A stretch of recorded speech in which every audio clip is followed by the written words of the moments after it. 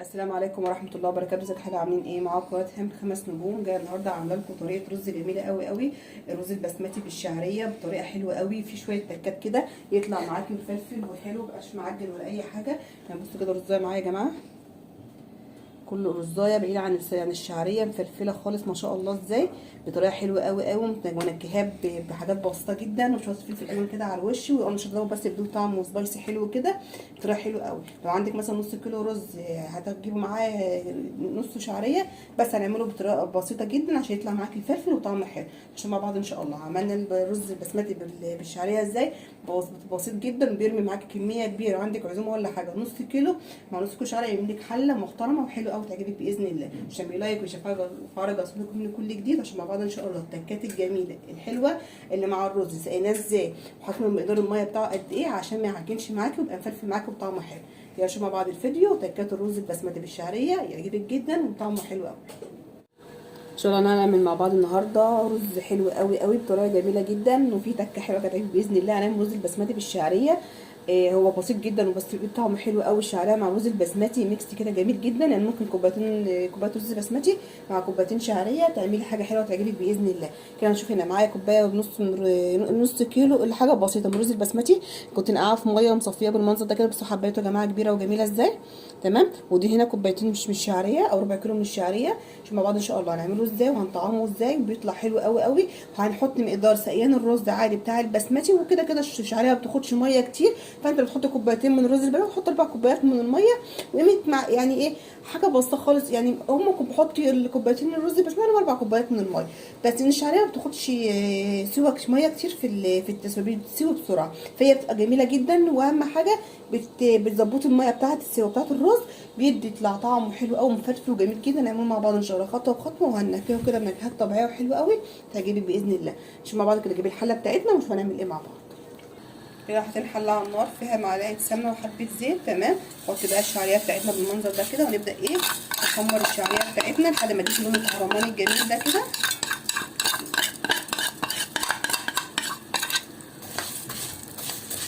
حط معلقه سمنه وحبه من الزيت. هبدا بقى ان شاء الله كده احمر رز جميل جدا، والشعريه بتدي نكهه حلوه قوي معاكي، وجربيها ان شاء الله. مجربه قبل كده الرز البسمتي بالشعريه، جربوا يعجبوا جدا باذن الله. احمر معايا كده ان شاء الله الرز وما يدي لون اصفر كهرماني. هنكمل مع بعض كده. بصوا بقى معايا الشعريه اهي الصفاره تبقى جميله خالص اهي. انزل بقى معايا بالرز البسمتي بتاعنا، ونبدا نشوحه كده مع الشعريه بالمنظر ده كده. ونبدا بقى نمسحه بالنكهات بتاعتنا اللي قلنا عليها، اللي هي القرنفل وورق الرورة والحبهان والرومي والقرفة. تمام كده. هنجيب بقى الميه السخنه بتاعتنا. تمام. ونبدا كده شوحنا. بصوا الرز يا جماعه نشوحه كده مع الشعريه. هنزل بمكعب دجاج، ده اختياري مش اجباري، بس بيدي طعم حلو ونكهه حلوه معاكي قوي، مع ورق الراوله مع الرومي مع الحاجات دي كلها بيدي طعم حلو. وهنجيب معانا الملح والفلفل الاسمر، معلقتين من الملح كده وفلفل اسمر. تمام كده. هنحط مقدار الميه السخنه، حاطين كوبايتين من الرز بس نحط 4 كوبايات من الميه المغليه. بسم الله الرحمن الرحيم. الشعريه كده زي ما قلت لكم ما بتاخدش ميه كتير، فعشان كده نحط مقدار الرز بس، مش هنزود ميه خالص. هو مقدار الرز اكيد تعملي رز بسمتي بالظبط. تمام. يعني ما زودوش قدر حمله شعريه لا. تمام كده الميه تمام اهيت. هنشوف بس الحقيقه بتاعها لو محتاجه ملح ولا حاجه. ملحه جميل جدا، طعمه حلو قوي. مكعب الدجاج كده بقى بيدي طعم حلو معاك.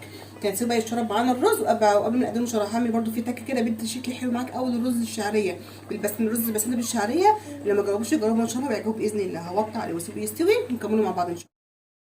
بصوا معانا الرز يا جماعه عامل ازاي، بشوكه كده وبتقلبي فيه. بصوا ما شاء الله مفلفل. انا كنت حاطط قرن شطه كده حامي عليه بيدي بس نكهه. بصوا ما شاء الله، بصوا ولا عجل ولا اي حاجه، ومفرفر والشعريه متشربه وكل حاجه. تمام. في الوقت ده كده بقى ان شاء الله عايزه بقى دي اضافه من عندي، عايزه احط شويه زيت كده على الوش. تحط شويه زيت كده على وش الرز كده، هتلاقيه فتح معاكي ويبقى جميل. تمام. وفي اضافه برده تانية انا بحب اعملها برده بتدي شكل حلو معاكي للرز. هنا معلقه زعفران بودر، عليها كوبايه ميه. هنزل بس من نص الرز بس من الناحيه دي، والنص التاني مش هحط فيه حاجه. ده برده اختياري، عايز تعمليها براحتك، مش عايز تعمليها مفيش اي مشكله. عايزين بس دقيقتين كده بس يتجمع مع بعض ونقلبهم مع بعض. بصوا كده يا جماعه الرز بقى بتاعنا قلبته بالمنظر ده كده. بصوا تحس ان صفرة والشعريه والرز البسمتي بصوا مفرفر وجميل ولا معجن ولا اي حاجه. بس انا قلت لكم اهم حاجه احنا بنحط سوى الميه بتاعت سوى الرز بالظبط، فما نحطش ازيد من كده. يعني تعمل رز مع كوبايتين رز بسمتي هما كوبايتين الميه، 4 كوبايات الميه. الشعريه كده كده ما بتاخدش ميه كتير فعشان افلفل معاكم جميل كده. كده بقى نقدمهم مع بعض. بصوا يا جماعه معانا الرز مفلفل والزبيب كده باين من جوه حاجه كده تحفه. بصوا ما شاء الله وريحته والله يا جماعه ما اقولكوش سهل وبسيط. يعني انت لو عندك نص كيلو رز بسمتي وعندك عزومه ولا حاجه وعايزه تعمليها تمام وكملي الشعريه كده. بصوا ما شاء الله عليه. بصوا مفلفل لون اصفر والشعريه مدي لون تاني جميل كده. هم هيفتكروا ان هو كله رز بسمتي. ما شاء الله عليه. ان شاء الله تعمليه كده ويعجبك باذن الله. وريحته ما اقولكوش والله حلوه قوي قوي قوي. والزبيب بقى ايه حطيته على وش كده، لما تحطيه على الوش بيبدا يفتح معاكي يبقى لونه ايه، يبقى طعمه حلو. والحبهان بقى حاول تشيلي الحبهان من الرز ورق الربره بس حاطاه بس كشكل بس كده معايا ايه فيه بالمنظر ده كده. رب ان شاء الله يكون عجبك باذن الله. وان شاء الله تخشوا جربوا معايا الرز البسمتي بالشعريه جديد وطعمه حلو قوي قوي وبسيط وموفر ولذيذ ويعجبك باذن الله. حب بس كده بقى الرز بتاعنا هو تمام كده. جربوه ان شاء الله رز بسمتي بالشعريه بشويه الزبيب كده هوشي بطعم حلو او اي مكسرات موجوده عندك جربيه هيعجبك موفر وجميل ويرمي معاك. يعني نص كيلو رز بسمتي على نص كيلو من الشعريه ما شاء الله يعمل حله كبيره وبيرمي معاك. بس ما انا قلت لك لما تيجي تسقي الرز بتاع الرز بسمتي مع الشعريه هتحطي مقدار ميه الرز بس بتاعت الشعريه بتاعت الرز. ما الرز الشعريه ما بتاخدش ميه، الشعريه ما بتاخدش ميه كتير في السوا. هتحطي مثلا كوبايتين رز بقى تحطي 4 كوبايات من الميه كده مع دول. ما بزوديش ميه للشعريه عشان لو زودت ميه لو قلت لي مثلا الشعريه هحط 4 كوبايات ميه هيعجن معاكي مش هيفرفل معاكي زي كده. فيا دوبك ال4 كوبايات رز بسمتي او كوبايتين رز البسمتي هم الاربعه ميه او بتحطيش ميه زياده للشعريه. تمام ان شاء الله يكون عجبك باذن الله وجربيه وان شاء الله يعجبك باذن الله. لايك وشفاعه وسلام من كل جديد. السلام عليكم ورحمه الله وبركاته.